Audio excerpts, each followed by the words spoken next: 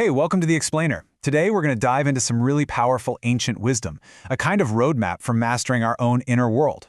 We're going to look at why our minds get stuck on this, hamster wheel of stress, and more importantly, how we can actually get off. So let me just ask you something right off the bat and be honest with yourself here. Are you really running your mind, or does it kind of feel like your mind is running you?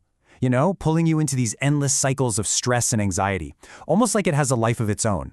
Well, what's so fascinating is that these ancient teachings suggest the answer isn't changing everything out there. It's actually about understanding and then totally rewiring our mind's own default settings. Okay, so before we can fix anything, we have to really understand the problem. Let's call it the mind's hamster wheel. It's that unconscious, exhausting cycle of stress that so many of us feel trapped in.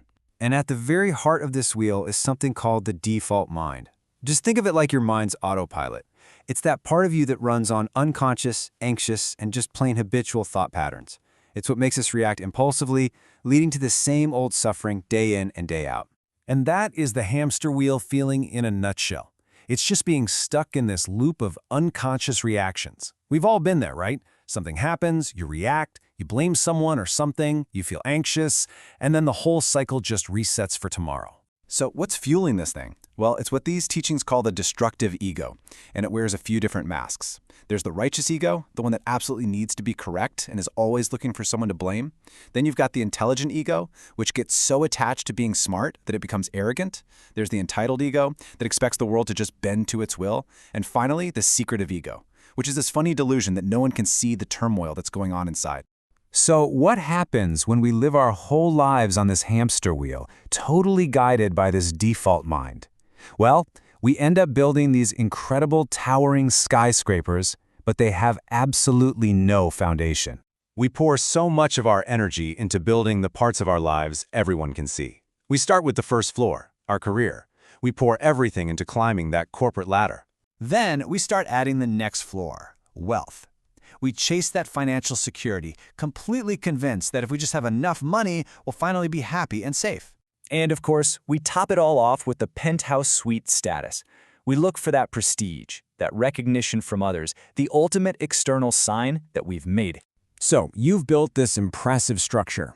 It looks amazing from the outside, but what happens when life does what life always does, and one of its earthquakes hits? A health scare, a relationship ending, a job loss. What's actually holding that skyscraper up when the ground starts to shake? Because the real foundation, it was never any of those external things. It's inner peace, it's a kind of stability that you have to build on the inside. And it's something that your career or your bank account or your status can never, ever provide. And what's crazy is we actively weaken our own foundation all the time through this little mental habit called projection.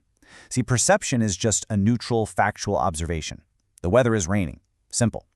But projection is when our mind adds a whole story to it.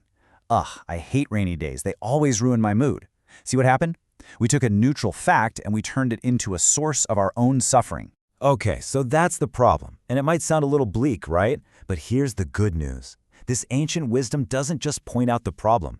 It gives us a clear, actionable framework for change. A way to start building that solid foundation. And the framework is a really simple three-step process.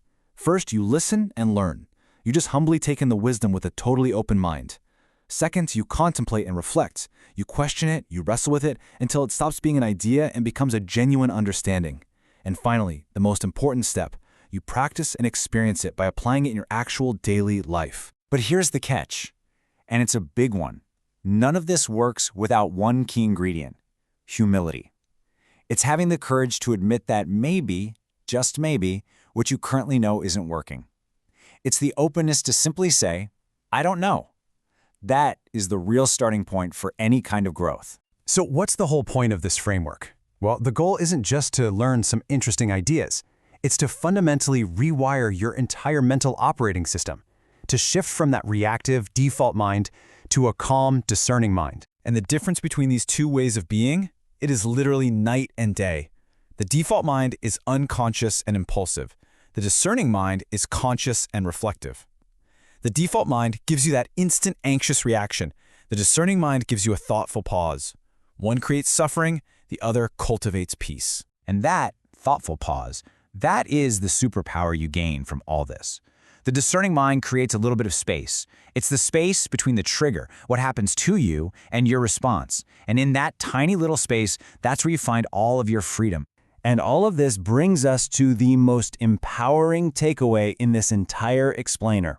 It's about taking your power back. It's about making the ultimate choice. And that choice is based on one of the most profound and maybe challenging ideas from these teachings. Suffering is a personal choice. Now, I know that can sound a little harsh, so stick with me. It doesn't mean bad things won't happen. Of course they will. What it means is that the external events themselves are actually neutral. Rain isn't good or bad, it's just rain. Your coworker's comment is just a bunch of words. It's our inner reaction to those things, driven by that default mind, that is what actually creates suffering or peace. And that idea puts all the power squarely back in your hands. So, if peace is a choice and suffering is a choice, which one are you going to choose the next time you feel that hamster wheel start to spin? What will you choose today?